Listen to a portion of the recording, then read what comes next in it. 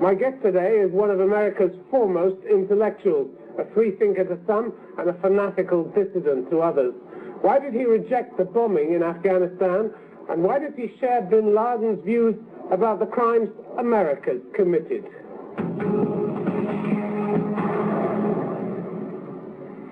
Noam Chomsky, a very warm welcome to the program. Glad to be here.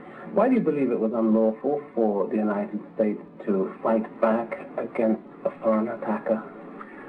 It wouldn't have been unlawful to fight against a foreign attacker, but it is unlawful to carry out revenge actions. It was a fight back, though. They went after Al-Qaeda, didn't they? Well, first of all, they hadn't identified Al-Qaeda as the source, but secondly, international law does not permit that. It does not permit retaliatory acts.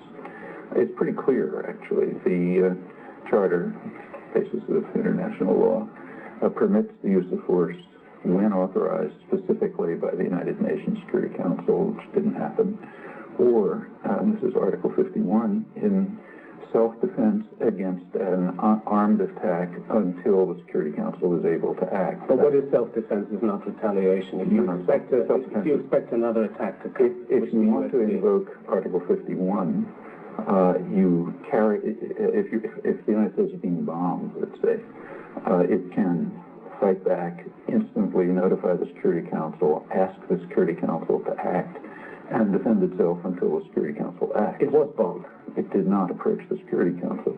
The reason is, notice this does not refer to retaliation against bombing. So, for example, when the United States carries out an attack against Nicaragua, Nicaragua is not entitled to set off bombs in Washington. If the Russians had sent 2 missiles against New York instead of Al-Qaeda and retaliate. And then you could retaliate. You could retaliate. What's the difference? Because you knew that the missiles came from Russia. And you could retaliate. That it knew that they'd come from Al-Qaeda and Taliban. It guessed. But it was right, wasn't it? We don't know whether it was right. It doesn't make any difference. Well, bin Laden has said he did it.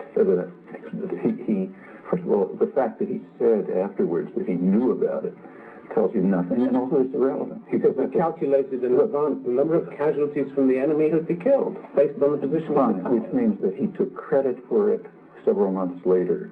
If someone takes credit for something several months later, that does not authorize an attack before evidence is presented. Look, this entire discussion is irrelevant. If the United States wanted to observe international law, there was a very easy way to do it. Namely, go to the Security Council, get a resolution authorizing the use of force, which it certainly could have done. It got a resolution on September the 12th, which the Security Council expressed readiness to take all necessary steps to respond. Readiness, but it did not authorize the use of force.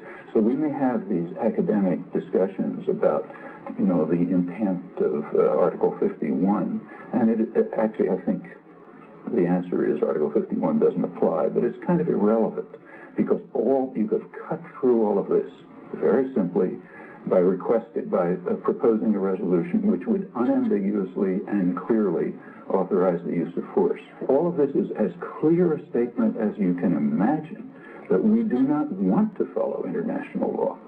We are telling the world we do not defer to any authority. That makes perfect sense. The U.S.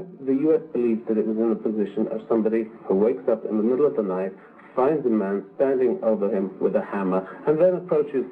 You would like them to approach the police, ring up the police, and ask the man with the hammer to wait while they do it. No, that's not. I'm sorry, that's not the way it works.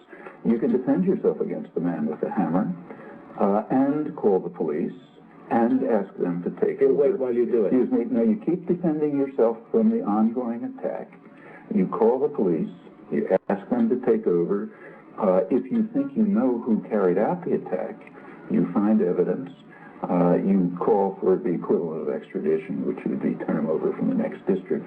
All of this the United States and Britain flatly refuse to do because they are telling the world loud and clear, we do not defer to any authority. And you said the world didn't object to this.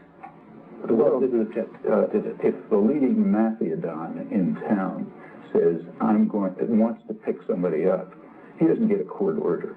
He just goes and sends his goons to pick him up, and nobody objects because they're afraid. What was so wrong with what Bush did? He stopped, he thought, he consulted, he attempted to build an international consensus. What was wrong with that? You asked a different question before. Did he act No, I'm according to law? no. What was wrong with what he did? Was it right to act in violation of law to just attack? Well, I think it was wrong because I agree. Attack in self-defense, which is their justification, which you don't accept. Nor do you. How do you know? Well, let's try it. The United It doesn't States, matter what I think. well, let's try it. The United States clearly, let's take an uncontroversial case, because we have a World Court decision and a Security Council resolution. The United States attacked Nicaragua for years. It practically destroyed the country. Tens of thousands of people were killed. This is a comparable situation. No, it's much worse. So why are we talking about it? It's not a comparable situation. It's comparable, though it's much worse. Now, the question is, do you believe that Nicaragua, here was an ongoing armed attack, did Nicaragua have the right to set off bombs in Washington? Do you think so? It doesn't matter whether it doesn't matter whether I think it. Well, if we're you asking for your view. Well, I think it was. Sufficient number of people did think it was all right. Nobody thought it was right for Nicaragua to set off bombs in Washington, nor did I. The reason is we don't accept the principle that a country that is under, even a country that's under ongoing armed attack, has the right to retaliate with violence. What we believe is that what Nicaragua should have done is go to the appropriate international authorities, in this case the World Court, get a judgment demanding that ordering the United States to terminate the attack. When the United States rejected the World Court decision, go to the Security Council, get a resolution calling on states to observe international law. When the United States vetoed that resolution, go to the General Assembly and get authorization, which they did. When the U.S. blocked that, they finished. International law is impossible. You say there's been virtually no discussion of the option of adhering to the rule of law. Exactly. Where has there been no discussion? There's been endless discussion. Really? By human rights groups in Europe, by the media, by all kinds of organizations. On a very narrow tactical issue, important one, but narrow. Initially, in mid-September, the rhetoric appeared to indicate that the U.S. was planning a massive military attack. And there was a huge amount of discussion about that and great protest from NATO leaders. That's my point. But that's about a tactical matter. That's whether you carry out a massive attack which is going to slaughter It's about whether it was right to do. No. Well, that was the discussion in Europe. It was not the discussion in Europe. There was very little discussion as to... The media was full of discussion programs. Excuse me. The discussion was not about the following question. Shall we go to the Security Council, get a resolution explicitly authorizing an action which will identify the criminals who were unknown, find evidence, call for their extradition. If their extradition is not granted, use force to apprehend them. There was almost no discussion about that, and you know that perfectly well. I'm puzzled by one of your comparisons. You said when IRA bombs were set off in London, there was no call to bomb West Belfast. Or Boston. Why would any country attack itself? Why would Britain attack it? Part of Britain, part of the United Kingdom. Excuse me, because West Belfast was the place where the bombing was originating. But it was part of the United Kingdom. Makes no difference. Actually, what I said, to be clear, is there was no call to bomb Boston and West Belfast. The reason is Boston is the main source of the funding. That's not in doubt. And West Belfast is presumably the place where the plans were made, or Derry, or, pick your example, where the bombers presumably came from. But you accept that this was, September 11th was an external attack. The difference is that the attacks on London, for instance, were coming from inside the United Kingdom. If you don't like the case of West Belfast, let's pick the other case I mentioned, Boston. There was no call to bomb Boston, or that's the source of the financing. There's no call to bomb a lot of places which have been provided financing. There's no call to bomb Saudi Arabia, is there? If we accept that Saudi Arabia provided financing to Al-Qaeda. But, if you think you know, suppose that the British discovered, as they have, in fact, that some of the people involved in IRA bombing are in the United States, and they've called for extradition of those people. The U.S. has refused. Do they then have the right to bomb the United States? You think there's no, of course not. Well, fine. Then you don't think that the United States had the right to bomb Afghanistan. It's the same thing. Professor Chomsky, in your book 9/11, which went to press on October the 15th, so it doesn't take account of later developments, you talk about bin Laden's motives for what he did. And you say, I think there's every reason to take him at his word. Why would you take him at his word? You never take anybody at their word. 2 points.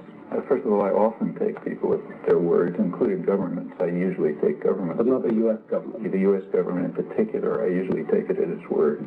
So, for example, when Bill Clinton says, we will act at the United Nations, we will act multilaterally when we can and unilaterally when we feel it is necessary, I take him at his word.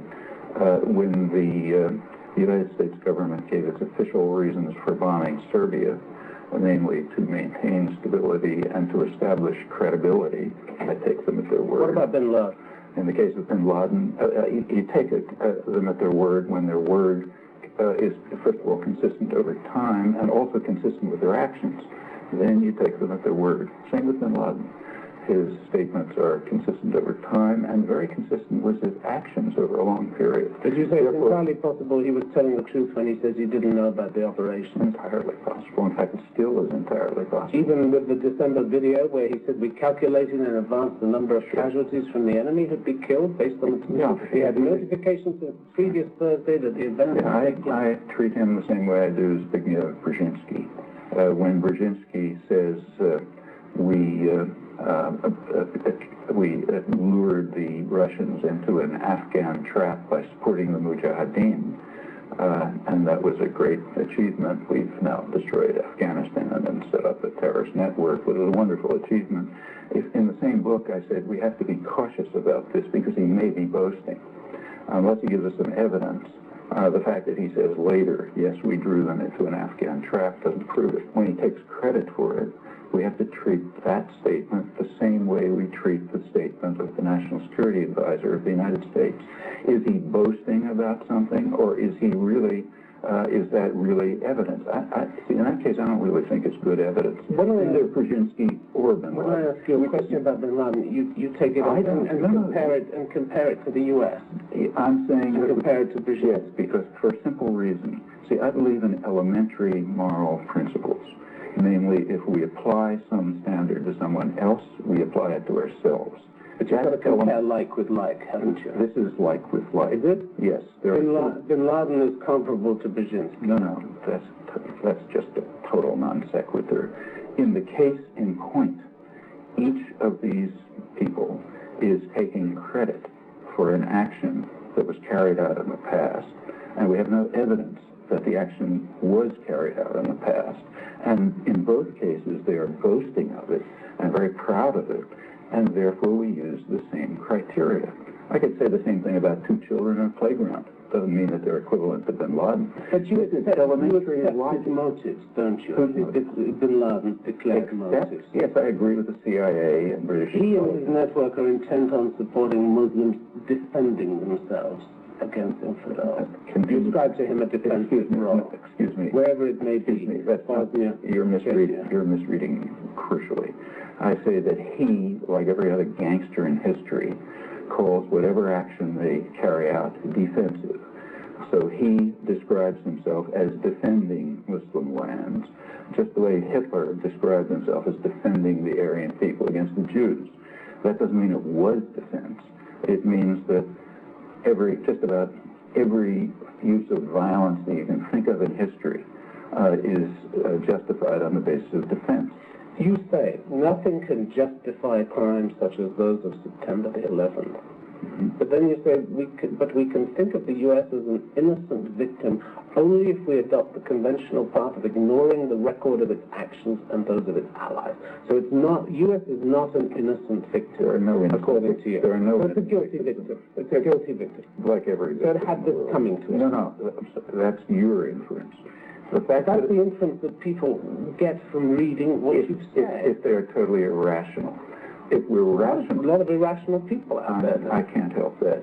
If we're rational, we will recognize that the United States, Britain, France, and I can go down a long list, have a terrible record of atrocities, and that does not justify violent acts against them. But you seem to see this moral equivalence, the whole There's no thing moral- between Bin Laden and Bush. Moral equivalence is a term of propaganda that was invented to try to prevent us from looking at what the acts for which we are responsible. You say there are plenty of Bin Ladens on both sides. Pardon? You say there are plenty of Bin Ladens There are Bin Ladens all over the world. both sides. There are plenty of moral equivalence. No, That's polemic, isn't it's not moral equivalence. There is no such notion. There are many different dimensions and criteria. For example, there's no moral equivalence between the bombing of the World Trade Center and the destruction of Nicaragua or of El Salvador, of Guatemala. The latter were far worse by any criterion.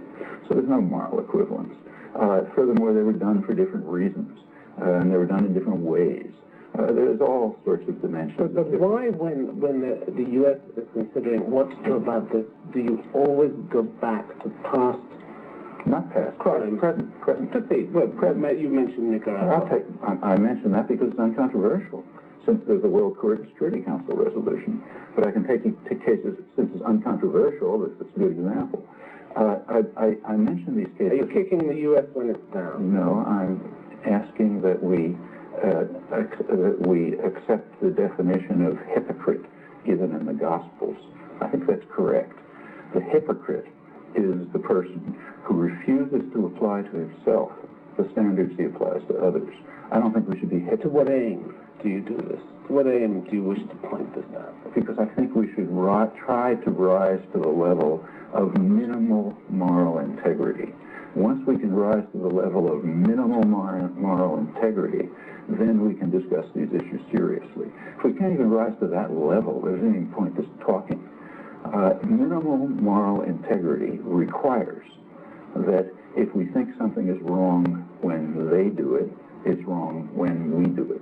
Fred Halliday, who's professor of international relations at the LSE, he says that you overestimate U.S. power and underestimate a public shift in attitudes and debates on human rights in the last 10 years. Do you accept that? Well, I read the article. He didn't give any evidence, so I can't comment.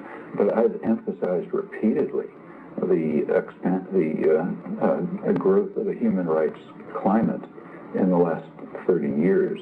And I think it's one of the most important developments of the last 30 years. But you overestimate U.S. responsibility for everything that goes wrong, for regimes that are oppressive and not controlled by. There are third world regimes that are oppressive and not controlled by America, aren't there? Suppose I tell you that you're overestimating British responsibility. You can't answer that. What's the evidence? Where am I I may be, but where am I overestimating it?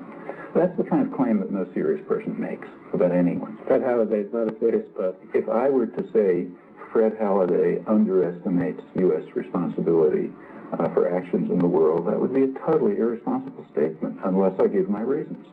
A serious person doesn't make accusations like that. If you want to make an accusation against someone, give your reasons. Then we can evaluate them. Professor Chomsky, do you think you overestimated the humanitarian crisis in Afghanistan? Pakistan's Dawn News Service, as you're saying, on a November trip to Pakistan, only 10 days before the bombing, the UN's Food and Agriculture Organization had warned the world that 7 million people would face starvation in Afghanistan if the military action was initiated. I wasn't overestimating it. I was quoting the Food and Agriculture Organization. Did you give the impression that the bombing alone that would endanger the lives of 7 million people? I didn't give that impression at all. What I said is that before the bombing, there were, according to the comparable estimates, UN estimates, about 5 million people facing starvation. According to the New York Times, the effect of the threat of bombing, let alone the bombing, would be to place an additional 2.5 million people at risk. They were quoting UN sources, and I quoted them. That if it's an overestimate, it's not mine. It's the overestimate of the New York Times, the Food and Agriculture Organization, the World Food Organization, and others. There's a separate question. Did it happen? Totally separate. Interesting and important question, but it's not the basis on which we carry out. So you were still right to issue the warning? I was right to quote the warnings of every international authority on the basis of which the actions were undertaken as commentary was made, and furthermore, I was right to point out the elementary truism that we evaluate the actions on the basis of the and the commentary on them, on the basis of the expectations on which the actions were taken. Now, there's a separate question, important separate question. What are the effects? Well, what I said at the same point is we'll never know.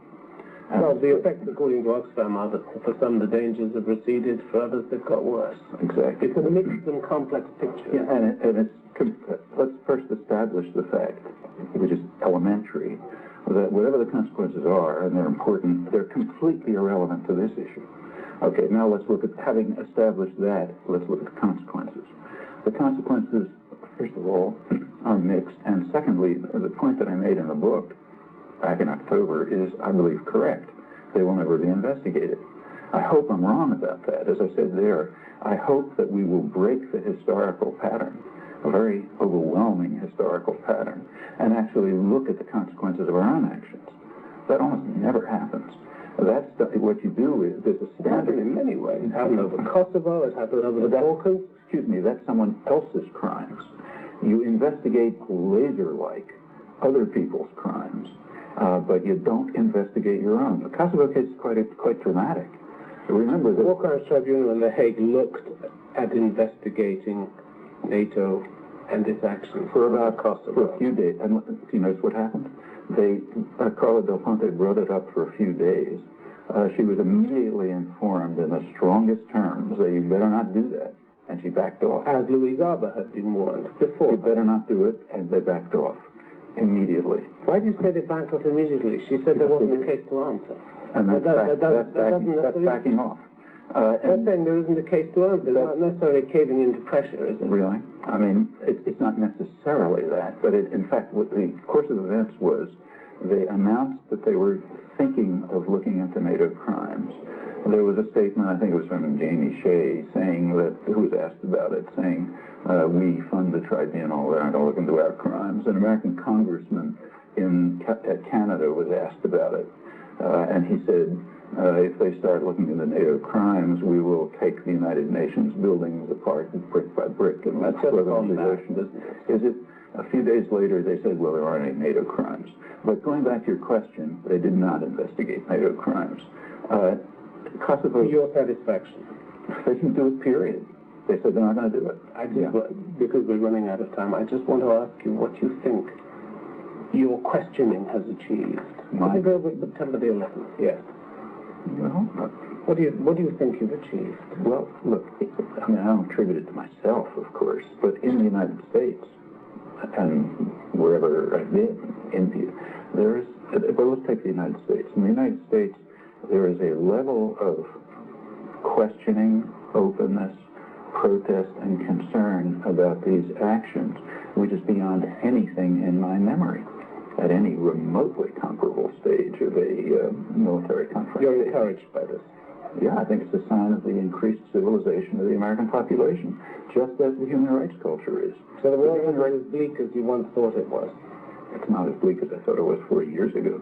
In fact, what I've insisted over and over again, and I think it's true, that the effect of the popular activism of the last 40 years has been to make the country a much more civilized place. Noam Chomsky, it's been a great pleasure having you on the program. Thank you very much indeed.